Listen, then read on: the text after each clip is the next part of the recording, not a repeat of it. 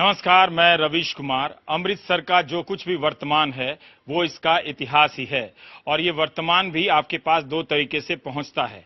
एक तरीका मीडिया जिसे पहुंचाता है और इसे पहुंचाने के लिए वो यहाँ का छोला कुलचा, खाने पीने के सामानों और धार्मिक प्रतिष्ठानों का सहारा लेता है। दूसरा वर्तमान वो है जिससे यहाँ के लोग रोजाना गुजरते हैं, मगर उसकी कोई छवि अमृतसर की छवि नहीं बन पाती है। हम चुनाव के सिलसिले में शहर को देखने और समझने आए हैं, ना कि नेताओं के पीछे भागने के लिए। वो इसलिए भी कि ये जानना बहुत जरूरी है कि जिस शहर के बारे में इतनी बातें हो रही हैं, जहां अमृतसर की प्रतिष्ठा को दो राजनीतिक दल के सिर्फ दो नेताओं तक सीमित कर दिया गया है, वो अमृतसर क्या है, उसकी पुरानी बस्तियां किस तरह से बदल रही हैं, उसके नए इलाके किस तरह से बन रहे हैं और उसके कॉलेज में, उसके संस्थानों में जो नौजवान पल बढ़ रहे हैं वो किस तरह की कल्पना करते हैं अपने अमृतसर के बारे में। इसीलिए हमने सोचा कि आज हम आपको यहाँ के लोगों से मिलवाते हैं, यहाँ के घरों में झांक कर देखते हैं कि वो पुराने घर कैसे रहे हैं, यहाँ की गलियों में चलकर देखते हैं और साथ ही साथ उन तस्वीरों को जरा सा उसके हल्के हल्के कतरे में पेश करने की कोशिश करेंगे, जिससे आप ये समझ पाएंगे कि ये एक अमृतसर है। जितना होना था वो नहीं हुआ, जो हो सकता था उससे भी ज्यादा हो सकता था। और इन सब के बीच राजनीतिक बहस की खबरें, दो नेताओं के नाम तो आप अखबारों में कल पढ़ ही लीजिएगा।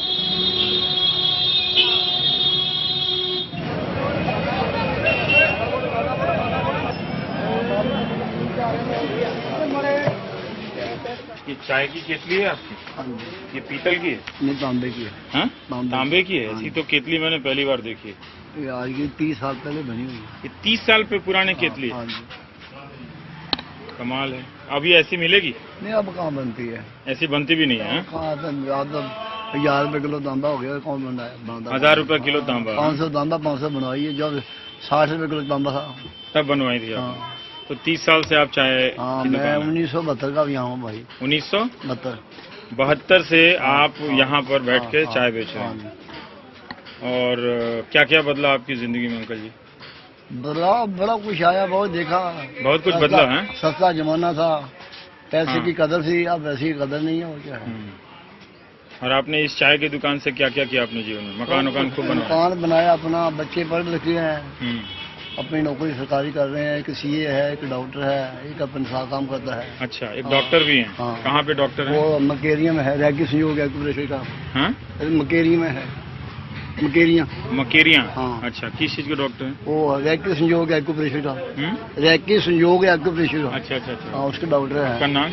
आपका दिलबाग सिंह। दिलबाग सिंह? हाँ जी। और ये केतली देख के तो मेरा भी दिल बाग हो गया। और आपकी गली में आके एक बात का एहसास हुआ कि जैसे जामा मस्जिद जाएं आप तो वहाँ जो वर्ल्ड सिटी है फसीलबंद है ना, और अमृतसर स्वर्ण मंदिर के आसपास जो वर्ल्ड सिटी है फसीलबंद, उन दोनों की जिंदगी के तौर तरीकों में कोई अंतर नहीं। देखो, हमने अमृतसर शहर को देखा नहीं। हमको अमृतसर के अलावा कुछ देखा ही नहीं। हम 1959 में अमृतसर आए थे। हाँ। हिमाचल से। हाँ। जब गए यहीं है। कहीं बाहर नहीं गए? नहीं, बाहर कोई नहीं गया। चंडीगढ़ भी नहीं गए? ना, चंडीगढ़ के मैं शादी को गया था। दिल्ली नहीं गए? नहीं, दिल्ली नहीं गए। कसम से? ना, बिल्कुल नहीं गए। ये जलंधर भी नहीं गए? ना, जलंधर गाँव कभी जाते हैं, रास्ते में जलंधर आता है। अच्छा। बाकी कोई नहीं। पटना नहीं गए? ना, कहीं। जलंधर गए, चंडीगढ़ गए, अमृतसर के बाद कोई 30-32 साल में? सुबह 6 बजे आते हैं, रात को 8 बजे चले जाते हैं। केतली अपने तांबे की केतली की तरह यही है? कहीं नहीं गए? नहीं, हम नहीं गए। अंकल जी, आपने देखा नहीं आपका हिंदुस्तान कितना बदल गया? मैं बदला, ठीक है, बदला, अखबार में पढ़ के बदला है। बाकी हमने अखबार पढ़ते हैं? अखबार पढ़ने से बदला। फेसबुक, ट्विटर नहीं, कुछ नहीं। बाकी कोई अखबार की सुर्खी पढ़ते हैं बस, और कोई नहीं। सुर्खियाँ पढ़ते हैं बस, मोटा बड़ा अपने काम। दिलबाग सिंह जी, आपने मुझे हैरान कर दिया। आपने सच बात बताई कि आप 32 साल से अमृतसर के बाहर नहीं गए? नहीं गए, सिर्फ 2 दफा गए। 12 साल का यहाँ आया था, 53 साल यहाँ हो गए, 54 साल हमको। 60 साल हमारी उम्र है। कितना है? 60 साल। 67। 12 साल की उम्र में दिलबाग सिंह जी आए थे। हाँ जी। और आपको फिर पता नहीं है कि दिल्ली कितनी बड़ी हो गई, बॉम्बे कितना बड़ा हो गया? अखबार में पढ़ा कर जितना पंजाब होती दिल्ली है, बाकी हमको नहीं मालूम कि गए। अच्छा, हम नहीं गए, कहीं गए ही नहीं। सुबह 6 बजे दुकान से रात को 8 बजे चले। तो आपको ये तो पता चलता है कौन प्रधानमंत्री बन गया, कौन हट गया? ये तो देखो, ये तो अपने अखबार में पढ़ते हैं। जवाहरलाल प्रधानमंत्री था, उसके बाद इलाहाबाद शादी आ गया। नहीं, मैं आपका टेस्ट नहीं ले रहा जीके का, ये तो है। वो तो आप जानते ही ये तो हो। अखबार में सब बच्चे हैं। लेकिन मैं हैरान हूँ दिलबाग सिंह जी कि आप 32 साल में सिर्फ 2 दफा अमृतसर से, और आप सही सही बोल रहे हैं। कोई संध्याने समझी के यहाँ भी नहीं गए आप, कोई तीर्थ व्रत करने भी नहीं गए? तीर्थ करिए बाबा बालनाथ मंदिर गए या वैष्णो देवी का गए हैं। हाँ, बाकी तो अभी तो आप बोले कि बाहर नहीं गए, लेकिन आप वैष्णो देवी भी चले गए, जलंधर भी चले गए और चंडीगढ़ भी चले गए। मोटा मोटी कि एक आपसे मुलाकात हुई कि ऐसे भी लोग हैं इस देश में। और ठीक आप ही की तरह पहाड़गंज में मुझे एक ऐसे शख्स से मुलाकात हुई थी कि जिसने उस पहाड़गंज के दायरे से कभी जिंदगी में कभी वो अपना कदम ही नहीं रखा। उसको पता ही नहीं था कि एम्स के पास इतना बड़ा फ्लाईओवर बन गया है। देख लीजिए।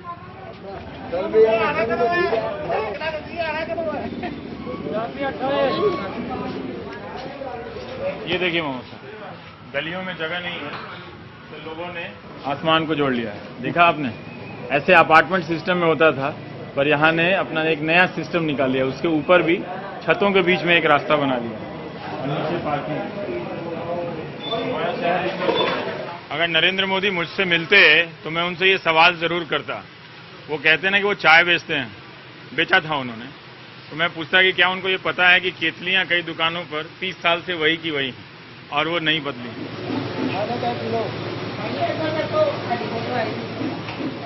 ऊपर चलें? छत पर भी है बैठने का इंतजाम? चलिए, ले चलिए। पहले पानी तो पी। नहीं, पानी पी लेंगे, पानी तो पी के आ ही रहे। आइए मोहम्मद से।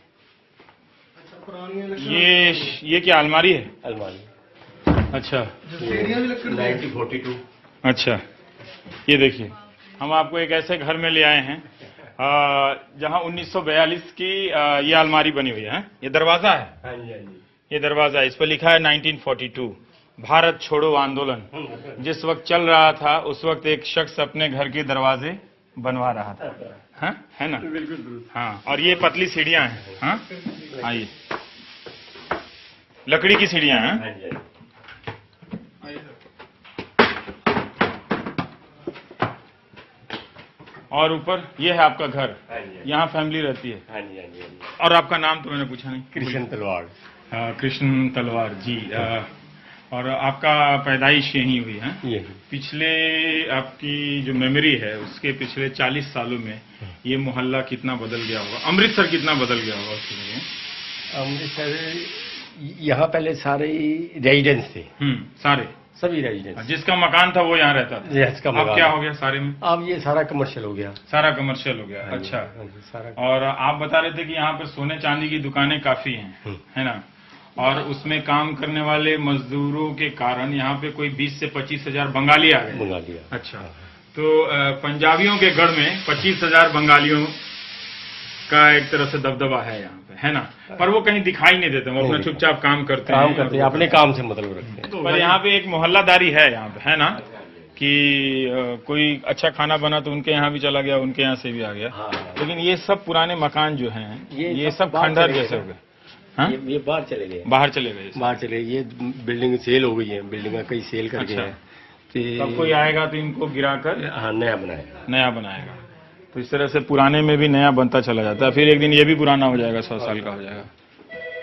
और भी हम आपके छत पे जाना चाहते हैं। ये क्या है? ये क्या है? ये पहले जो हमारे बुजुर्ग थे ना, यहाँ नीचे कोई आया, कोई चीज सर्व करनी है, हमारे यहाँ से ही टोकरी होती थी, टोकरी से नीचे निकाल देते। अच्छा, तो जैसे चाय चली गई, नाश्ता चला गया, टोकरी अभी भी है? टोकरी तो बैंक मुंह दी, अब तो अच्छा परिवर्तन हो गया ना। हाँ, तो इसको लेकिन आपने बंद नहीं किया, सिर्फ लकड़ी डाली? बंद नहीं किया। अच्छा, ओ, तो इससे जैसे मैं ये कॉपी गिरा हूँ ऐसे चला गया। हाँ, ये ऐसे चला गया, नीचे ड्राइंग रूम में आपका नाश्ता चला गया। तो ये आप ही के घर में था या ज्यादातर घरों में ऐसा था? नहीं, ये काफी घरों में। हाँ? कईयों ने ऐसे ठीक है। रखे हुए हैं। हाँ, लोग सोच रहे होंगे कि मैं चुनाव के समय ये सब क्या दिखा रहा हूँ, लेकिन इसका एक मकसद है। जब तक आप उसके शहर को नहीं जानेंगे, उसके लोगों की तबीयत को नहीं जानेंगे, राजनीति को आप ठीक से नहीं समझ सकते हैं। ये जरूरी है। ये लकड़ी की सीढ़ी पर हम चढ़ के जा रहे हैं, जो 60-70 साल पुरानी सीढ़ी है ना? क्या बात है।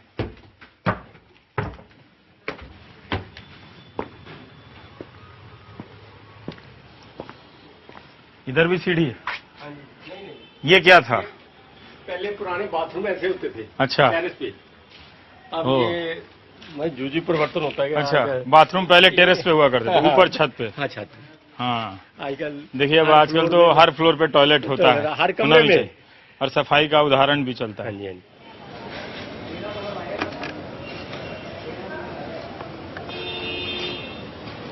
आगे इस साइड नहीं रहता है, इधर तो गोल्डन टेम्पल भी है। यहाँ दिखता है। दिखता है, ऊपर जाइए, आगे आ जाइए, ऊपर जाइए।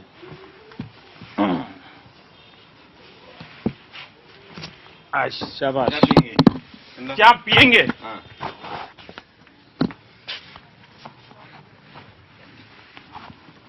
पानी ले बेटा, ठंडा पानी ले। ऐसी जगहों में लोग पतंग खूब उड़ाते हैं, जहाँ छतें जो है ना वो जमीन मैदान हो, तो वहाँ पे लोग पतंग उड़ाएंगे ही, पढ़ेंगे क्यों? बोलिए, पतंग बहुत उड़ाता है, बहुत। हाँ, नहीं, इसको पतंग उड़ाना चाहिए, पढ़ना भी चाहिए। ये स्वर्ण मंदिर आप यहाँ से देखते हैं? अकाल तख्त है वो। अकाल तख्त है, हैं? अरे वाह। वो सीधा साहब है, वो वाला, वो जो नहीं। हाँ, तो रोज सुबह सुबह आपकी तो बल्ले बल्ले। हाँ, बल्ले सुबह बल्ले। उठ के ही मन खुश हो जाता है। इधर ये टेम्पल है, दुर्गाना है, इधर हाँ। नीचे है तो थोड़ा। आप ये कह रहे हैं कि पहले काम करने वाले बाहर रहते थे, अब वो अंदर आ गए, हाँ जो लेबर अंदर आ गई शहर के, हाँ, और जो सिविल यहाँ मतलब शिफ्ट होकर बाहर चले गए। लोग शहर से बाहर जा रहे हैं। लोग शहर से बाहर जाते और हैं। आप क्यों रुके हुए हैं यहाँ? वो अपना जितना दायरा, अपना बिजनेस बाजार हमारा निकट ही है। वहाँ से काम है। ये गुरु बाजार है हमारा, जो अली का मैन्युफैक्चरिंग करवाते हैं, निकल के। पर यहाँ रहते रहते घेटो जैसा कुछ होता है क्या? क्या मतलब? हाँ, जैसे पुरानी दिल्ली के बारे में लोग कहते हैं कि एक ही जगह रहते हैं, रहते रहते मन उब जाता है। उब जाता है। हाँ? है तो है, लेकिन उबने वाला बात अपने नहीं। वाला इधर पास ही जलियाना बाग है, हाँ इधर गोल्डन टेम्पल है। हाँ, उबने वाली क्या बात है, इधर ये साथ में दुर्गाना में। ये वो तो तो इतिहास है ना। इतिहास। आपका वर्तमान क्या है? शहर का वर्तमान क्या है? जाना तो चाहते हैं बाहर। आप यहीं रहती हैं? किस क्लास में पढ़ती हैं? एमए में पहुंच गई हैं? अरे बाप रे, अमृतसर में? तो एक बात बताइए कि जब आप कॉलेज में जाती हैं और बताती हैं कि आप ओल्ड सिटी में रहती हैं, उनका क्या रिएक्शन रहता है? Nothing but good, we like the old city. Hindi बोलो यार। हमें अच्छा लगता है ओल्ड सिटी में रहना, यहाँ की चहल पहल अच्छी लगती है। अच्छी लगती है आपको? बाहर का शहर नहीं अच्छा लगता है? नो। चौड़ी सड़कें, रेड लाइट, तरह तरह के नियॉन साइन बोर्ड, ये सब अच्छे नहीं लगते? वो तो अच्छा है, लेकिन एक सेफ्टी नहीं फील होती यहाँ पे। हम लोगों को लगता है कुछ सेफ्टी है, अपने लोग हैं। बाहर साइड हम अपने कॉलेज आते हैं, मैं गवर्नमेंट कॉलेज में स्टडी करती हूँ, वहाँ पे जाते हुए भी डर लगता है हम लोगों को, बाहर यहाँ से निकल के? क्योंकि उसके सामने पुलिस चौकी है, लेकिन फिर भी उस रोड से डर आप लगता कभी पुरानी दिल्ली गई हैं? है। यस सर, गई हूँ, वहाँ और यहाँ में क्या अंतर है? पर मैं बहुत छोटी थी जब गई थी। अच्छा, वो भी इसी तरह की गलियां हैं, वहाँ भी उसी तरह के लोग हैं, है ना? Yes sir. यहाँ पे रह के अभी राजनीति के बारे में आपने कुछ सोचा है क्या? अभी नहीं सोचा है। कोई इंटरेस्ट है पॉलिटिकल डिबेट में आपका? कर सकती हूँ अगर चाहूँ तो। हाँ, नहीं, ये जो नेता लोग बात कर रहे हैं उसमें आपका अमृतसर है? इतनी तरह की बातें करते हैं? नहीं है। क्या होना चाहिए था? यहाँ पे हम लोग, मैं और मेरी बहन लास्ट टाइम लॉरेंस रोड से आ रहे थे। हाँ। तो वहाँ पे प्रकाश सिंह बादल वापस मतलब कि वहाँ से आ रहे थे। हाँ। तो उन्होंने सारे बैरिकेड्स लगा दिए। हमने पूछा शायद कोई बहुत बड़ा कोई सेलिब्रिटी या मिनिस्टर आ रहा है। हाँ। हमें बताया गया कि यहाँ पे, हमने पूछा जबकि कौन आ रहा है, कहते हमारे सीएम साहब आ रहे हैं, इसलिए इतनी सेफ्टी की गई है। तो हमने कहा जब हम लोग आम आदमी निकलता है सड़क पे तो इतनी सेफ्टी क्यों नहीं करते हो? अरे बाप रे, ये क्वेश्चन सब इतना टफ क्वेश्चन मत पूछिए, नेता लोग वैसे ही चुनाव लड़ना छोड़ देगा। हमने सवाल नहीं पूछा, हमने कहा कि इतनी सेफ्टी अगर आम आदमी के लिए हो जाए। वो जो लहर पैदा करने के लिए अरबों रुपए खर्च करते हैं ना, उसी में वोट दे दीजिए, उनकी जान बचेगी। नहीं तो जिन लोगों ने पैसे दिए ना, उन्हें गर्दन पकड़ लाएंगे कि तुमने वोट नहीं लाए। वो तो है। पर ये सब सवाल आपके लिए अब मैटर करता है ना? ये सर बड़े हो गए हैं, निकलना पड़ता है, पेरेंट्स डरते हैं कि घर से बाहर भेजने से। तो ये सेफ्टी का सवाल है। मेरा मेन मुद्दा आज सेफ्टी का है। मुझे पता है मैं सब कुछ कर सकती हूँ, इतनी हिम्मत इतनी पावर है, लेकिन सेफ्टी के नाम पे हम लोगों को घर में बैठना पड़ जाता है। कोई एक चीज राजनीति में बदलने के लिए आपको मौका दिया जाए तो वो क्या बदलेंगे आप? Women empowerment. वो किस तरह से राजनीति में कैसे बदलेंगे आप? राजनीति में भी औरतों को इतना सम्मान और इतना स्थान नहीं मिलता। अगर आज हमारी देश की इतनी बड़ी नेता जो है सोनिया गांधी, वो भी वहाँ पे बैठी हुई है, लेकिन उनके होते हुए भी दिल्ली में इतने बुरे बुरे हादसे हुए। निर्भया कांड आप सबने देखा होगा, और हम लोग इतना शॉक हुए थे। हमारे कॉलेज में भी बहुत उठा था, हमारे कॉलेज में भी एक मुद्दा उठा था, उसमें भी हम लोगों ने इंटरेस्ट लिया था। हम लोगों के ऊपर अगर मैं आज आपको एमपी बना दूं तो क्या करेंगे आप? Member of parliament. सबसे पहले तो लेडीज के सेफ्टी के लिए कुछ करना चाहूंगी। सबसे पहले वही चीज मेरे लिए सबसे ज्यादा मैटर करती है, क्योंकि मैं खुद डरती हूँ, तो मुझे भी पता है कि हर लड़की डरती होगी अंदर से।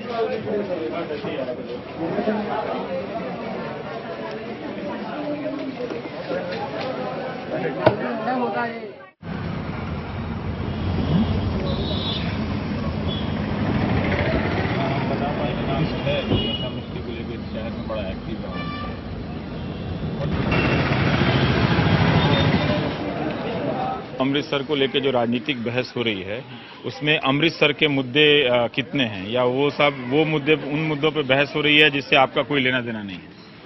एक्चुअली जो मेन मुद्दे हैं, हाँ। जैसे लाइक अगर हम बात करें कि एम्प्लॉयमेंट की, हाँ। या हम ड्रग की बात करें, या हाँ, एनवायरनमेंट की बात हाँ, करें, हाँ। उन पे कोई बात एनवायरमेंट को क्यों फोकस किया आपने? एनवायरमेंट लेकिन अगर देखो, अगर आप अमृतसर की सड़कों पे देखो, इतना पोल्यूशन है, कोई बात ही नहीं कर रहा कि डेवलपमेंट के नाम पे हर कोई पेड़ काट रहा है, हाँ। राइट, लेकिन वो कहीं लग भी रहे हैं। ये जो हम टीवी वाले आते हैं तो जैसे बनारस की एक छवि बनाते हैं तो अमृतसर की भी एक छवि बनाते हैं, ठीक है? कोई लस्सी पी रहा है, कोई छोला कुलचा खा रहा है, यही छवि है क्या? यही अमृतसर है क्या? खाना नहीं। और क्या अमृतसर क्या है? हाँ? अमृतसर भी एक इकोनॉमिक यूनिट है, एक पॉलिटिकल यूनिट है, सोशल यूनिट है। अलग अलग चीजों पर बात क्यों नहीं होती?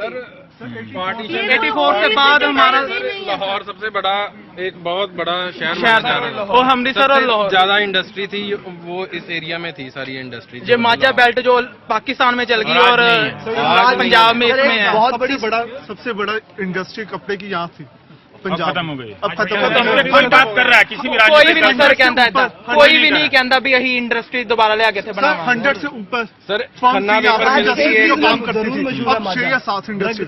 उन सारी छवियों को हटा के ये खाने पीने की छवियां बना दिया। नहीं, Amritsar is a food city बोलते हैं, जैसे कि बाकी शहर के लोग खाते ही नहीं है। सर पैसा होगा तो खावांगे। हाँ, तो और क्या है? ठीक है, गवर्नमेंट को क्या चाहिए? एम्प्लॉयमेंट चाहिए। ये सब कोई बात नहीं होती। सर आप ठीक है। किसी के मुंह पर आपको इस बात को क्वेश्चन करते हैं ना कि जब मीडिया अमृतसर को फूड सिटी या इस तरह के पुराने इमेजेस में डालता है, तभी मैंने कहा है ना? कि उसको उसकी सोशल इकोनॉमिक प्रॉब्लम्स है, उनको क्यों हाईलाइट नहीं करते? अब उसको एक टूरिस्ट पॉइंट, हॉली सिटी या वाघा बॉर्डर, यही सब क्यों दिखाते हैं? इसी बात पर ही क्यों बहस करते हैं? इंडिया में सर हर कोई बात सेकुलरिज्म की कर रहा है। हाँ। हर कोई लीडर बात सेकुलरिज्म पर करता है, पर इंडिया के सिटीजन्स को क्या ये सही पता है कि लीडर की बैकग्राउंड सेकुलरिज्म की थी या थ्योरेटिक की थी? क्या बात कही आपने, ये ताली है कि नहीं? हर नेता का बैकग्राउंड पता करना चाहिए कि वो नेता इस मुद्दे पर बोलने के लिए हकदार है कि नहीं है ना? पर एक बात मुझे बताइए कि सेकुलरिज्म को कई राजनीतिक दलों ने फेल किया है, उसे लेकर समझौता किया है, लेकिन क्या आपको लगता नहीं कि ये बहुत जरूरी हिस्सा है हमारे देश की राजनीति के लिए? हाँ जी सर, जैसे अगर सेकुलरिज्म इम्पोर्टेंट है क्योंकि जो हमारी इंडिया एक डाइवर्सिटी है, हाँ। इसमें बहुत सारे एथिक्स हैं, एथनिक्स हैं, तो इंडिया में सेकुलरिज्म होना चाहिए। इंडिया में अगर सेकुलरिज्म होगा, सभी के जो रिप्रेजेंटेटिव होंगे इंडिया में होना चाहिए ना, होना चाहिए। भले ही उससे लेकर कुछ दलों ने समझौता किया हो, कुछ नेताओं ने धोखा दिया हो, लेकिन नागरिक को उसको महत्व देना चाहिए। आप ये कह रहे हैं ना? सर मैं ये कहना चाहता हूँ कि आप जैसे इस टाइम ये चला है कि लेफ्ट का एक मतलब कि जो है एक गैप क्रिएट किया उसने, कि वेस्ट बंगाल के अंदर क्रिएट किया तो टीएमसी आ गई, उसने ओवरऑल नेशन में क्रिएट किया तो आप आ गई, बट जो आपने भी वो गैप को फिल पूरी तरह नहीं कर पाई है। उसके अंदर जो डेफिशिएंसीज रही है वो बोल रहे हैं, वो करने का कुछ नहीं है।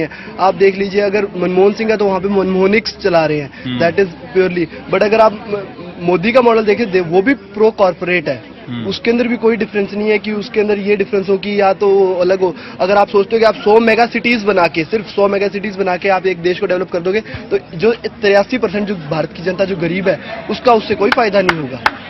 डेवलपमेंट का मतलब आप देखिए कि सड़कों पे इतना प्रदूषण है, उसके बारे में भी कोई बात नहीं करता, बात भी नहीं करता। कोई इंडस्ट्रियल डेवलपमेंट के कोई अगर कहते कि हम रोजगार बढ़ा देंगे तो उससे भी रोजगार नहीं बढ़ जाता है, नहीं बढ़, इसकी तो एक बुनियाद होती है। मैं थोड़ा सा जानना चाहता हूँ, ये जो बातें हो रही हैं, इतना अतीत का, इतना हिस्ट्री का, उससे आपको क्या लेना देना है? मैं आपसे पहले एक्सप्लेन करना चाहता हूँ कि लास्ट वीक आपके ही सर्वे कराया था पंजाब में, रिलेटेड 80% यूथ है totally addicted in drugs and 70% of Punjab is totally about to the belt of the cancer. तो बेसिकली हमारे यहाँ यूथ पंजाब में है कि जो फोर फादर है ना, कि continually Kali dal like that, तो वो उसको ही फॉलो कर रहे हैं। कि वो ये नहीं है कि जैसे आप है, यंग जनरेशन इसलिए है नहीं कि यूनिवर्सिटी लेवल में भी नहीं किसी को अवेयरनेस है कि हमने इस लाइन में जाना है, जो क्या आपको वोटिंग करनी है। तो आप लोग यहाँ पढ़ती हैं या पढ़ाती हैं? सर रिसर्च फेलो हैं। पर आप अमृतसर में ही आपने पूरी पढ़ाई की? No sir, I am from Patiala. Amritsar में ज्वाइन किया पीएचडी में। और आपने? सर मैंने LLM यहाँ से किया और यहाँ से। कभी आपको लगा कि आप अमृतसर से पढ़ाई कर रही हैं तो शायद दिल्ली या मुंबई के मुकाबले पीछे रह गई हैं, ऐसा कभी लगा आपको? हाँ ऐसा तो है, डेफिनेटली। क्यों ऐसा लगता है आपको? सर यहाँ पे एनवायरनमेंट भी कुछ ऐसा होता है यूनिवर्सिटीज का, बाहर कुछ तो यहाँ तो exposure काफी ज्यादा अच्छा होता है, बड़े अच्छी क्लासेस यहाँ पर नजर आती हैं, बिल्डिंग बहुत बढ़िया है। नहीं सर, ऐसा हाँ। होता है ना, जो स्टूडेंट है यहाँ से सारे वो सेम लेवल के हैं। अगर आप बाहर जाओ, आप कंपटीशन में ज्यादा पढ़ते हो और आपका माइंड डेवलप होता है। यहाँ पे सब इक्वल होते हैं, बस वही जो मेंढक होता है ना, ये एक कुएं पॉलिटिक्स में का। आप लोग का कोई इन्वॉल्वमेंट रहता है क्या? नहीं, नहीं सर, कुछ खास क्यों नहीं रहता है? मतलब इतना सब कुछ जो कुछ भी बदलना है उनके जरिए बदलना है, तो उसमें आप लोग हिस्सेदारी क्यों नहीं करते? सर हमारे पंजाब हाँ? में एक्चुअली पंजाब में इश्यूज ही नहीं बनते। एजुकेशन, जेंडर बहस हाँ। है या वो चीजें इशू ही नहीं बनते। वो सब बनता है तब आप भागीदारी करते हैं, है ना? Yes, है ना? yes. ये सारी जो कह रहे थे कि वो ब्लू स्टार हो गया तो मेमोरियल पर अपना स्टैंड करें। वही पोलराइजेशन जो पुराना है वही रहता है, ये प्रॉब्लम है। एक्चुअली सर पंजाब में कैंडिडेट को वोट नहीं डालते, कैंडिडेट की पार्टी में है उसको वोट डालते हैं। ऐसा क्यों है? ऐसा हेरिडिटरी चला आ रहा है, जब हम देखो क्यों इतना हेरिडिटरी? आप कभी बदलेंगे नहीं क्या? मतलब हम बदलते हैं, लेकिन हमारे हाँ। जो घर वाले अगर वो फोर्स करें, उनको भी छोड़ के नहीं आ सकते ना। हाँ। उनके साथ ही चलने, उनके साथ प्रेशर है। उन्होंने कह दिया हाँ कि शोमनी अकाली दल या कांग्रेस या किसी को डालना है, कोई तो फिर स्पेसिफिक यंग वोटर का क्या मतलब हो गया जब यंग डैडी वोटर ने हम पूछ तो- के वोट देने हैं? हम तो फिर- अभी कोशिश कर रहे हैं, लेकिन हाँ। जो पुराने चले आ रहे हैं अभी तक तो वही आ गया। अब नई जनरेशन आई है, अब नए वोट निकले हैं, पर 18 इस- साल से ऊपर सभी नहीं, आए। तो अभी बदलाव voting तो होगी। राजनीति में ऐसे ही होता है ना कि आप अब वोटर आगे को तो से किसी बदलाव पार्टी का आएगा नहीं होना ना। चाहिए, कार्यकर्ता हो सकता है, वोटर किसी पार्टी को पीढ़ियों से सर, वोट दे अब तो जो समझ लास्ट नहीं आता। जगह था वो थोड़ा जनरेशन पीछे थी। अब जो हाँ। नई जनरेशन आई है आफ्टर, हम कह सकते हैं 90s, हाँ। अब उनके वोट्स आई हैं। अब वो नया बदलाव आएगा, अब दिखना शुरू होगा, क्योंकि कोई लास्ट आपको लगता है कि वो जो यहाँ का यंग है वो अपने माँ बाप से अलग जाके वोट अब देता कोशिश करेंगे, क्योंकि फ्रेंड सर्कल जहाँ कोई समझ लीजिए कम्युनिकेशन या सोशल नेटवर्किंग इतना हो गया, हाँ। हर किसी को अवेयरनेस है। थ्रू इंटरनेट ले लें, हाँ। जहाँ किसी और वो क्या अवेयरनेस है? क्या अवेयरनेस है? कुछ राय बदली है आपकी? और तो सभी को दोनों पता चलता था, पहले ब्लाइंड फेस चलते थे कि हाँ कि कुछ देखना नहीं, जो आया हाँ। सब की। अब पता है कौन कितना हो रहा है। अगर नहीं इंटरनेट से इंफॉर्मेशन हर कैंडिडेट की मिल रही है, हर कोई अपने आप को फोकस करता है कि आपको हम फर्क पड़ता है क्या कि यहाँ का एमपी सरदार होना चाहिए कि यहाँ बाहर से ही कोई होना फर्क चाहिए? नहीं पड़ता, बस ये इतना फर्क पड़ता है जो भी एमपी हो वो यहाँ का होना चाहिए, क्योंकि वो अटैच रहता है। अगर वो कहीं बाहर से आएगा, पटियाला से ला लो या दिल्ली से आ लो, वो क्या करेगा? मंथ वाले ने मंथ एक बार जहाँ पे आ जाएगा, है ना, देख जाएगा, बाद में करेगा। जो यहाँ का होगा उसका यहाँ घर होगा, बंदा कभी ना हफ्ते में 1 या 2 बार तो यहाँ पे आएगा ही अपने फैमिली के पास, उसको आपने मिल तो जैसे लेगा। कहा कि- पर इसमें एक बात जो इन्होंने कहा कि जिसकी कह रही थी कि मुद्दे नहीं उठते हैं हमारे, सर अनएम्प्लॉयमेंट भी एक मुद्दा है। अनएम्प्लॉयमेंट के सवाल उठे तो ये वो सब उठते ही होंगे, नहीं है ना? इकोनॉमिक पॉलिसी पर कोई बहस ही नहीं है पंजाब कोई में। बहस नहीं कोई करता है। बहस वो ही नहीं नेता लोग तो इतनी बड़ी बातें करते हैं जीडीपी वो वाली, है ये ही इकोनॉमिक नहीं, सर। पॉलिसी नहीं है क्या? नहीं, वो सर वो तो एक जस्ट स्टेटमेंट है। स्टेटमेंट है। आप अच्छा, जो वो नेता हमें ये जॉब बताते हैं कि उन्होंने जीडीपी बता दिया, उनका वाला अच्छा था, इनका वाला खराब था, तो इकोनॉमिक पॉलिसी पे बहस हो गई। सर आपको ऐसा कुछ और चाहिए? नहीं है सर, जो हाँ। ग्राउंड रियलिटीज है वो बिल्कुल डिफरेंट है। वो क्या है? सर जैसे मेरी पीएचडी का टॉपिक है मनरेगा है सर, रोज न्यूज में आता है इतने लोगों को एम्प्लॉयमेंट दे दिया, इतने करोड़ रुपीस हमने इस पे स्पेंड कर दिए। हाँ। सर मैंने एम्पिरिकल रिसर्च किया है, पंजाब में तो 15 दिन से ज्यादा किसी को काम ही नहीं मिला मनरेगा में? मनरेगा में पिछले 5 सालों में 15 दिन से ज्यादा किसी भी वर्कर को काम नहीं मिला। आपने अपने ground पीएचडी के reality- दौरान जो रिसर्च किया? हाँ जी, ये रिसर्च है मेरी। और सर आज भी जो ये वोट बैंकिंग है और क्या है, अभी कह रहे हैं पहले 100 डेज होगा एम्प्लॉयमेंट, अब 150 डेज कर दिया है। ये तो पेपर की बात है ना, न्यूज में आ गया, ऑफिशियल डाटा ये डाटा है है सर। सर, सारा वेबसाइट पे फेक डाटा है। करते रहते हैं कि इसमें ये नहीं फेक किया, वो डाटा नहीं किया। बिल्कुल। काम तो तो कोई भी नहीं करता। ये एक है। तो आप जो खबरें छपती हैं और जो जमीन पे हाँ, हकीकत है, yes, बड़ा बहुत फर्क है सर, बहुत फर्क है ना। बहुत फर्क तो है। इसीलिए मैं भी लोगों को कहता हूँ कि खबरों को थोड़ा दूर से देखना चाहिए, एकदम से उसमें घुस के नहीं देखना चाहिए, और थोड़ा आसपास खुद भी उसका मुआयना करना चाहिए कि वो कितना सही है। अब अमेरिका वगैरह में जब बहस होती है तो हाँ। वो टीवी पर बैठ के बोलते हैं ना कि हम ये ऐसे करेंगे, हाँ। ये हमारे तरीके होंगे। हमारे ये लोग हमारे politician टीवी पर क्या बताते हैं बोलते हैं? कि हम 12% का ग्रोथ रेट देंगे, पर कैसे देंगे? वो इंक्लूसिव ग्रोथ जो कहते हैं वो होगा कैसे? ओहो, तो ये सब आप लोग पकड़ रहे होते हैं कि वो जो हम तो सोच रहे थे कि वो रैली करके गए और आप उनके झांसे में आ गए, ऐसा नहीं है? सर ऐसा क्यों पढ़ रहे हैं हम? अच्छा, तो आप जो अखबार पढ़ रहे हैं वो कह रही हैं पीएचडी की स्टूडेंट है कि मनरेगा में 15 दिन जो भी आपने रिसर्च किया होगा, कितने ऐसे दिन से ज्यादा है नहीं, किसी को कहीं नहीं है, तो कितने ऐसे मनरेगा इलाके में आपने काम किया होगा, कितना? सर मैंने पंजाब में ज्योग्राफिकल बेसिस पे किया था, बठिंडा बेल्ट की थी, बठिंडा किया था मालवा बेल्ट से, हाँ। तरन तारण माझा बेल्ट से, और दुआबा में जलंधर किया था। और कितना सर वक्त लगा? सारे जगह पे सेम सिचुएशन है, किसी को तो मनरेगा से कोई बदलाव नहीं आया है? कोई बदलाव नहीं है, कोई भी बदलाव नहीं है। सबसे छोटा सरपंच है हाँ। पंजाब में, all over Punjab. All over Punjab. ये आप सरपंच हैं? जी बिल्कुल। क्या नाम है आप? पंथदीप। पंथदीप। पंथदीप। और कहाँ से सरपंच? मैं शीना विलेज से। अच्छा, अमृतसर में? गुरदासपुर जिले से। बेसिकली ना मैं एक बात बोलना चाहूंगा, बोलो, हम बोलते हैं कि सिस्टम हाँ। चेंज होना चाहिए, हाँ। सिस्टम चेंज होना चाहिए, तो मुझे नहीं लगता है कि सिस्टम तब तक चेंज नहीं हो सकता जब तक हम कुछ नहीं करते हैं। देखिए अगर करप्शन का मैटर लेते हैं तो हाँ। करप्शन बहुत बढ़ गई है, हाँ। बढ़ाने वाले तो हम ही हैं। कोई एक छोटा सा काम करना हो, कोई गवर्नमेंट ऑफिस में जाना कहीं पे भी, तो जब भी कोई करना तो हम ऐसा करते हैं 100-50 देके, जहाँ 500 देके मेरा काम हो जाए। दीप साहब, आपकी उम्र क्या है? मेरी अभी 23 ईयर्स है। और आप सरपंच कब बन गए? क्योंकि मुझे गांव में सर्वसम्मति से बनाया था। कैसे बना दिया आपने? उन्होंने लगा कि मैं कुछ कर सकता हूँ, तो आपके गांव ने? मेरे गांव ने, तो डेट्स व्हाई उन्होंने मुझे। और आप यहाँ स्टूडेंट हैं? हाँ, जहाँ पे किस मैं विषय में? MBE कर रहा हूँ। MBE, masters of business economics. अरे बाप रे बाप। और पंजाब में आप सरपंच है। कौन या। कहता है कि राजनीति नहीं बदल रही है? ताली बजाइए इनके लिए। Thank you. और जोर से बजाइए, ऐसे ताली बजा रहे हो, लग रहा है कि लस्सी नहीं मिलती है यार, कमाल है। I am the youngest sarpanch of Punjab state. Youngest? हाँ, नौजवान है। या तो बेसिकली क्या है कि अगर काम करना है तो हम ही नहीं करना, तो आगे हम ही को आना चाहिए। अगर हम लोग आगे ये बताइए कि आपको सरपंच किस लिए बनाया? कि आपके खानदान में लोग सरपंच थे? नहीं, ऐसा नहीं है, इसको बनाओ। नहीं, हमारे खानदान में मैं पहला ही हूँ जो सरपंच बना। तो ऐसा है कि मैं पहले भी सोशल वर्क करता था, तो लोगों को लगा हाँ भी कुछ कर सकता है, तो दैट्स व्हाई फिर मैं आगे आया।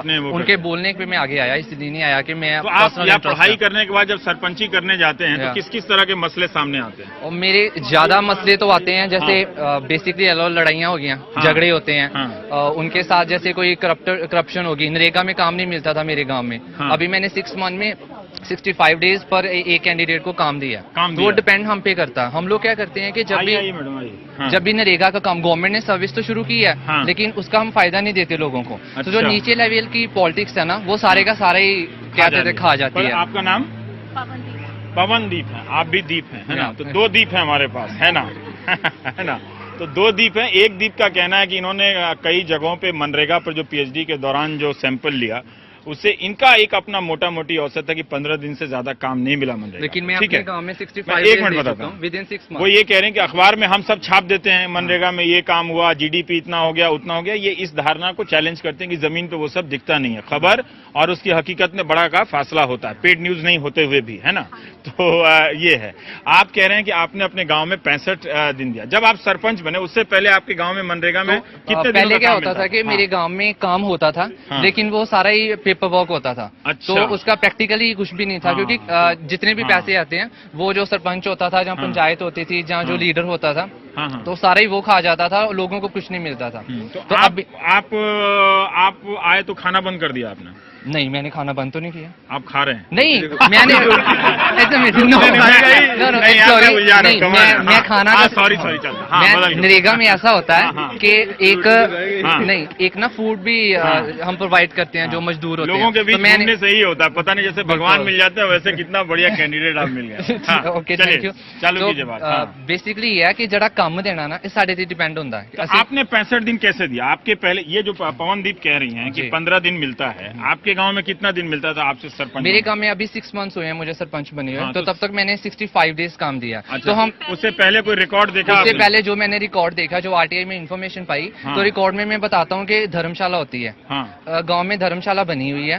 वो राज्यसभा मेंबर ने भी ग्रांट दी है, विधानसभा ने भी दी है, लेकिन धर्मशाला गाँव में कहीं भी नहीं है, वो पेपर्स में है। क्या बात करते हैं? आपके गाँव में? अब मेरे गाँव में तो धर्मशाला कहीं भी नहीं है। तो ऐसा है कि डिपेंड करता मेरे। राज्यसभा का मेंबर ने भी उसमें ग्रांट दिया हुआ है, विधानसभा ने भी दी, विधानसभा का विधायक ने भी दिया, और धर्मशाला है ही नहीं। धर्मशाला उस जगह पे है ही नहीं है। मैंने आपको बताया ना, ये सिर्फ पेपर्स में है, ऑफिशियल डाटा में है। इतने लोगों को काम, सभी लोगों को मैं कहता हूँ कि टीवी और अखबार से दूर रहना चाहिए। तो पंथदीप ये बताइए कि आपने 65 दिन कैसे किया? 150 दिन, 100 दिन तो अभी भी आप नहीं दे रहे हैं ना? नहीं, अभी मुझे बने भी 6 मंथ हुए ना, कोई बात अभी पेंडिंग है। तो क्या काम देते हैं आप? जैसे फॉर एग्जांपल हम जो लोग लोग डेरों पे चले जाते हैं ना अपने खेतों में, उनके जो रास्ता उसको पक्का करते हैं। जो हमारी गलियां होती हैं, स्ट्रीट्स होती हैं, वहाँ पे स्कूल की बिल्डिंग बन रही है, वहाँ पे काम देता हूँ। तो जो भी पंचायत का काम है ना, तो मैं कोशिश करता हूँ कि नरेगा में दूं। ठीक है, ऐसा है कि पवनदीप ने कहा कि 15 लोगों को मिला है। मैं ये जानना चाहता हूं कि चलिए ठीक है, कुछ बहुत सारे सरपंचों ने मिलकर उसको लूट लिया, उस योजना को फेल कर दिया।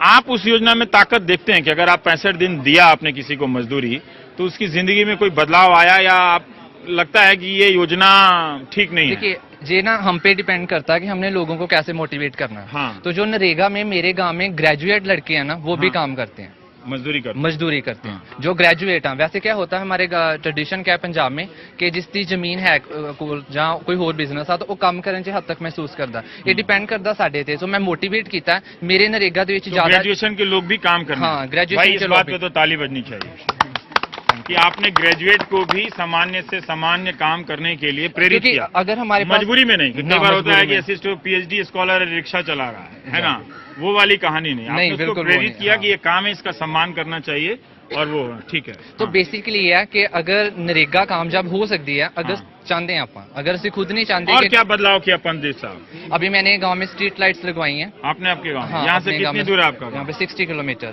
60? रोज जाते आते हैं? मैं रोज आता हूँ, क्योंकि अगर मैं यहाँ पे हॉस्टल ज्वाइन करूँ तो फिर गाँव में मैं ध्यान नहीं दे पाता हूँ। आपने बताइए कि ऐसा सरपंच कब देखा है कि जो 60 किलोमीटर की दूरी पर, सही बताना, हम वेरीफाई नहीं कर रहे हैं, पता चला कि दूसरा स्टोरी निकल गया टीवी पे आने के बाद। हाँ, कोई कह रहा है। आप मेरा आई कार्ड देखिए। आई कार्ड दिखाओ। हाँ, दोनों का।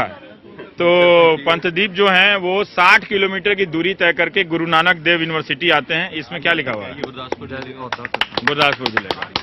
और ये यहाँ का आई कार्ड है? ये सरपंच का आई कार्ड है। ये सरपंच है भाई, सही में है। अब पता भी लिखा हुआ है। तो 60 किलोमीटर एक तरफ से है, 120 किलोमीटर ये नौजवान सफर करके मास्टर ऑफ बिजनेस इकोनॉमिक्स पढ़ने के लिए गुरु नानक देव यूनिवर्सिटी आते हैं। अपने गांव से जाते हैं और सरपंची करते हैं। और अपने गांव में इन्होंने स्ट्रीट लाइट्स लगवाई है, मनरेगा में मजदूरी के लिए 65 दिन किया है। और ये घोटाला पकड़ा है आपने कि वो धर्मशाला जिसमें राज्यसभा सांसद और विधायक दोनों ने फंड दिया और धर्मशाला जमीन पे नहीं। एक बात पे आर्ग्यू करूंगा, ये राज्यसभा मेंबर ने ग्रांट तो दी है, लेकिन गांव के जो पंचायत है ना, जैसे सरपंच है, उसने खाई होगी। मैं ये नहीं कह रहा हूँ कि जो राज्यसभा वो एक बात अलग है, लेकिन उनका भी देखिए, अगर इतना सिस्टम बना हुआ है, इतना टायर सिस्टम है, इसके बाद भी घोटाला है, ठीक है। पर पंदीप, मैं पता नहीं, मैं 2 दिनों से घूम रहा हूँ, हर समय एक उम्मीद की किरण दिख जाती है। आज आप दिख गए और मुझे बहुत खुशी हुई। मेरी कोई राजनीतिक पार्टी होती तो मैं पंदीप को इसी चुनाव में MP का टिकट देता, लेकिन अभी आप 25 साल के नहीं हुए, है ना। ये यूनिवर्सिटी देखिए आप, यहाँ पर जो चेयर्स एस्टेब्लिश हुई हैं for research, there is not in a single chair dedicated secular history of Punjab, जो धर्म के बाहर की हिस्ट्री है। जितनी चेयर्स यहाँ पर यूनिवर्सिटी में आई हैं, गवर्नमेंट ने दी है चेयर्स, वो किसी न किसी फॉर्म में किसी रिलीजियस सेक्ट के साथ वाबस्ता है, जुड़े हुए हैं। हाँ, तो जैसे आप सेकुलर कह रहे थे, जैसे अगर किसी का होता तो वो कौन सा? जैसे पंजाब में अभी तक भी कोई भगत सिंह की चेयर नहीं बनी, चेयर ही नहीं है यहाँ किसी यूनिवर्सिटी में, किसी भी नहीं। पंजाब में अगर कोई भगत सिंह के नाम पे कोई चेयर नहीं, अगर प्रपोज करे कोई, हाँ, तो वो रिजेक्ट होगी, वो रिजेक्ट हो जाएगी, रिजेक्ट हो जाएगी। I am sure about that, I am sure about that. हम तो ये समझते थे कि यहाँ भगत सिंह के नाम लेते ही सारे आ जाएंगे। No, I am very sure about that. कितने चेयर होंगे अगर ऐसे यूनिवर्सिटी में? अंदाज़ जैसे हमारे मेरे ख्याल 6-7 तो हमारे होंगे, 6-7 हाँ, है ना। जैसे कबीर की है और नामदेव की है, नामधारी चेयर है, 3-4 तो मुझे भी याद आ गई। हाँ, कबीर भी है, लेकिन भगत सिंह चेयर ना पंजाब में भी बनी है। And I can assure you कि जो भी सरकार आ जाए, चाहे अकाली बीजेपी अभी है, चाहे कांग्रेस है, ये भगत सिंह की चेयर नहीं बनाएंगे, क्योंकि भगत सिंह की चेयर की रिसर्च होगी तो इनको खुद डर लगेगा। I am sure about that. तो इसीलिए आपने कहा कि भगत सिंह आइकन बन के रह गए बस, लोगों को देखने के लिए। हाँ, लोगों को देखने के लिए, और दिल्ली जाने वाली टैक्सियों के पीछे भगत सिंह की तस्वीर लगा दी गई है। ये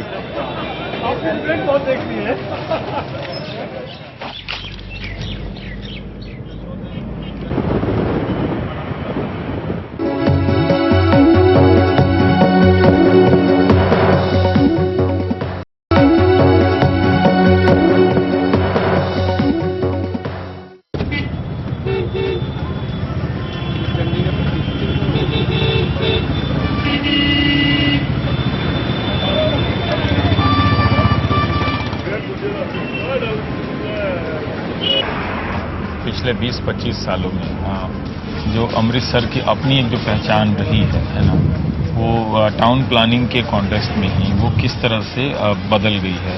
लोग जो यहाँ रहते हैं उनके भीतर अमृतसर को लेकर पहचान किस तरह से बदली। ऐसे जो अमृतसर है इसका वॉल सिटी है, इसके ऊपर मैंने जो अपनी पीएचडी की उसमें ये फाइंड किया है कि 98% लोग कहते हैं कि वहां पर सफाई नहीं है, क्लीनलीनेस नहीं है वॉल सिटी में, लेकिन 99% people don't want to go outside the wall city. अच्छा, क्योंकि बाहर नहीं जाना चाहते। नहीं, क्योंकि वहां पर उनकी स्पेस आइडेंटिटी बोलते हैं, place identity, spirit of place, तो उसका अपना ही कैरेक्टर है। जब ओल्ड सिटी के अंदर जो गलियां हैं, डेड एंड स्ट्रीट्स हैं, स्ट्रीट के बहुत फंक्शन है।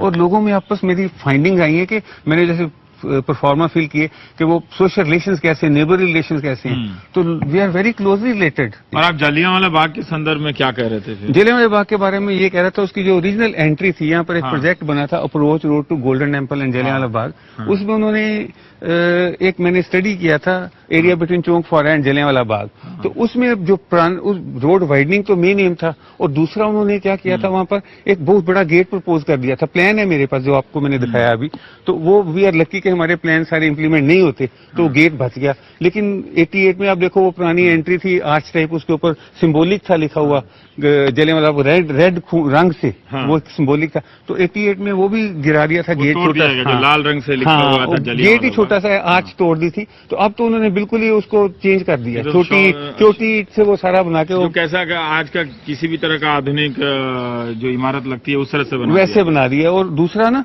ये गार्डन हिस्टोरिक गार्डन है, it's not a recreation garden.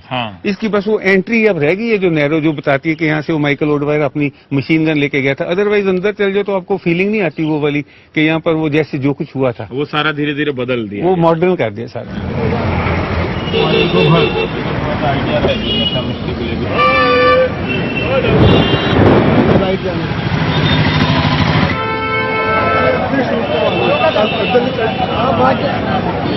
हम जलियांवाला बाग आ गए हैं और इसके बारे में प्रोफेसर बलविंदर बता रहे थे कि किस तरह से इसकी पहचान बदल दी गई है। ये काफ़ी अब आधुनिक बनाया गया है, वैसा नहीं है जैसा अपने एक ज़माने में रहा करता था। और लोगों के आने जाने की भीड़ और उनके तरीके से देखिए कि वो इतिहास से किस तरह अपना रिश्ता बना रहे हैं, और उनके जीवन में इतिहास पर्यटन स्थल है या सचमुच किसी भावनाओं तक या किसी के बलिदान तक पहुंचने का जरिया है। तो आप देखते रहिएगा इन तस्वीरों से, यहाँ पर हम आपको यही दिखाएंगे। आप कहाँ से आए? भोपाल से। भोपाल से यहाँ किस लिए आए थे? यहाँ वैसे हमारे गुरु जी आते हैं ब्यास में। अच्छा, मैं हम वहाँ जलियांवाला बाग आने का मकसद यही देखने, पहले देख चुके हैं, अब मेहमान कुछ साथ में हैं, उनको दिखा दें। यहाँ जब आप आए तो वैसी ऐतिहासिकता का एहसास हुआ? हम लोगों को हुआ है, पुराने जमाने लोगों को हुआ है, जो हम पुराने लोग हैं। I am 76 years old. नए जमाने के लोग भी हैं। हाँ, इनको बता रहे हैं, कि कितनी कशिश है। नहीं है, ये लोग अपने भी खुद इतनी कशिश है, जो बात सुने ना तो ले जाता है बिल्कुल, जिस जमाने में जो बातें हुई थी। नमस्कार। नमस्कार। आपको एनडीटीवी में देखता हूँ। हाँ, तो उसी में काम करते हैं, तो कहाँ देखिएगा। और कहाँ देखोगे? इसके लिए अच्छा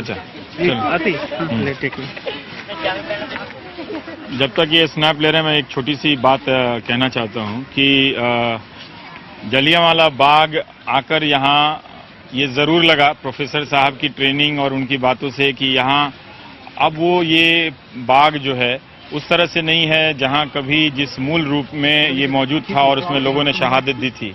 अब ये बाग कम पार्क ज़्यादा लगता है, ठीक है, लेकिन ये एहसास के बावजूद भी इसका एक सुखद पहलू ये है कि लोग अपनी इस ऐतिहासिक विरासत को देखने के लिए कितनी बड़ी संख्या में आ रहे हैं।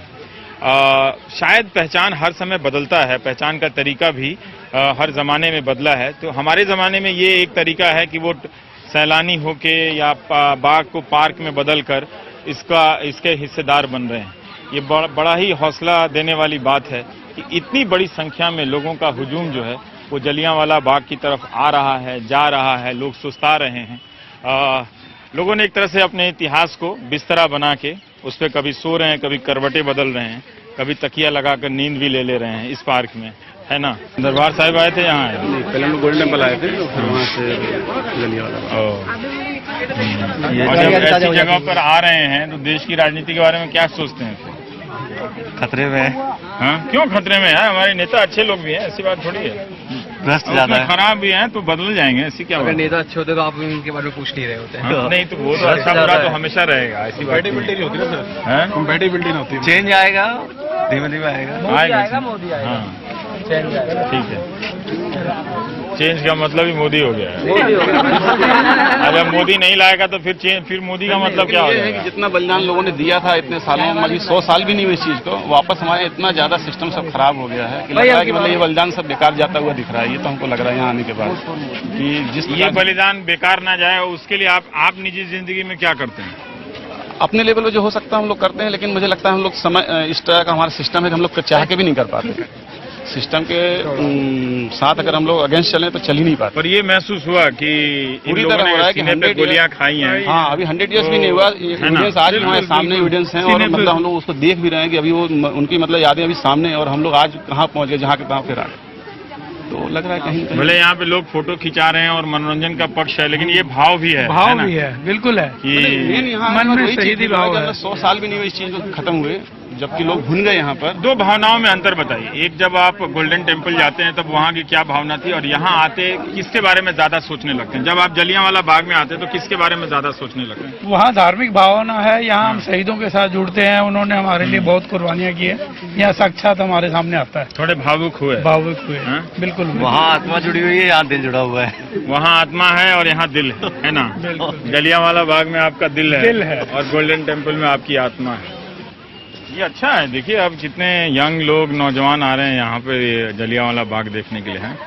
दिल्ली में बैठकर हमें लगता है कि लोग सिर्फ जलियांवाला बाग के बारे में किताबों में ही पढ़ते होंगे, नहीं हैं? अब और सबको देख रहा है कि यहाँ पे बूढ़े कम लोग हैं, जबकि जिन्होंने देखा होगा उस टाइम के लिए कि ना उनको कुछ याद थोड़ी होगी अपने बचपन की। यहाँ पे यंग लोग ज्यादा है। हम नौजवानों के बारे में कितनी छवियां बनाते हैं ना कि इनका इतिहास से और देश की विरासतों से कोई मतलब नहीं होगा, लेकिन ये फोटो वैसे खिंचा रहे हैं। ये और बात है कि उनका बोध क्या होगा, वो विवाद का विषय है, बहस का। लेकिन ये अच्छा लगा कि आप लोग इतनी बड़ी संख्या में यहाँ आते हैं।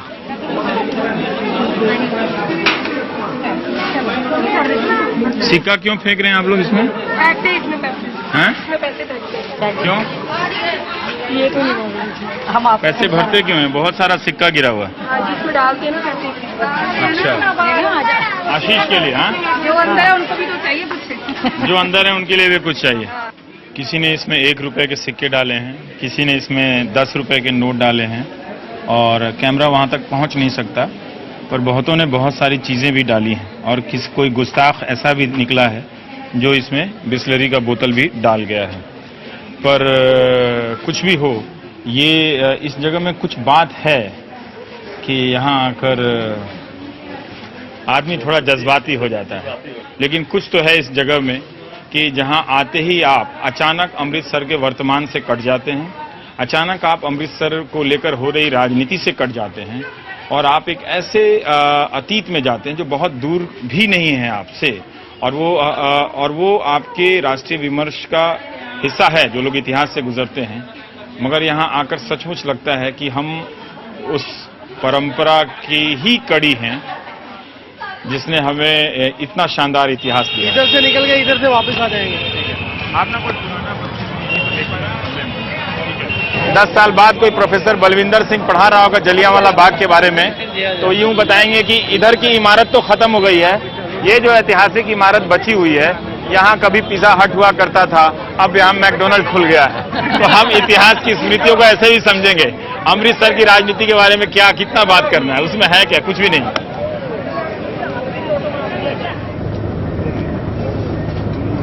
और चलते चलते जो लोग हिंदुस्तान के सिस्टम से बेहद निराश हैं, उन्हें एक ऐसा किस्सा सुनाता हूं जिससे उनकी उम्मीद बहुत बढ़ जाएगी।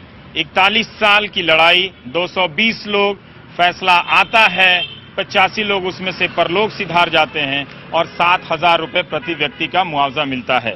अमृतसर के अखबार में जब ये खबर देखी कि 41 साल बाद परलोक में मिला 85 लोगों को इंसाफ, तो मुझे लगा कि अमृतसर की इस कहानी में इसे भी शामिल करना चाहिए। हमारे साथ प्लेटो साहब हैं, नवदीप प्लेटो। आप पैदा भी नहीं हुए थे तब से ये मुकदमा है, और आप पैदा लेते हैं, वकील बन जाते हैं, उस मुकदमे को लड़ते हैं लगभग 10 साल 12 साल। हाँ, ये नहीं 2002 से लेकर 2014 में 12 साल लड़ते हैं और फैसला होता है। इसमें एक जंगी सिंह जी हैं जो इसमें क्वालिटी मैनेजर थे, जो बाद में जाकर बिहार में मंत्री बन जाते हैं और उनका फिर निधन भी हो जाता है। उनकी डेथ हो गई। तो ये कितना मुआवजा मिलता है इन लोग? इनको ये जो अभी फैसला है कोर्ट का, ये 6800 रुपीज अप्रोक्सीमेटली इनको मिलेंगे। इसमें तो आपकी फीस ही हो जाएगी। नहीं, मेरी फीस तो चलो जो मैं तो इनके लिए लोगों के लिए लड़ रहा हूँ, मैंने फीस इतनी ज्यादा नहीं, नॉमिनल फीस ली है। लिट्टू साहब, मैं ये कहानी लोगों को बताना चाह रहा था कि हमारे देश में लोग बहुत जल्दी हताश हो जाते हैं, निराश हो जाते हैं।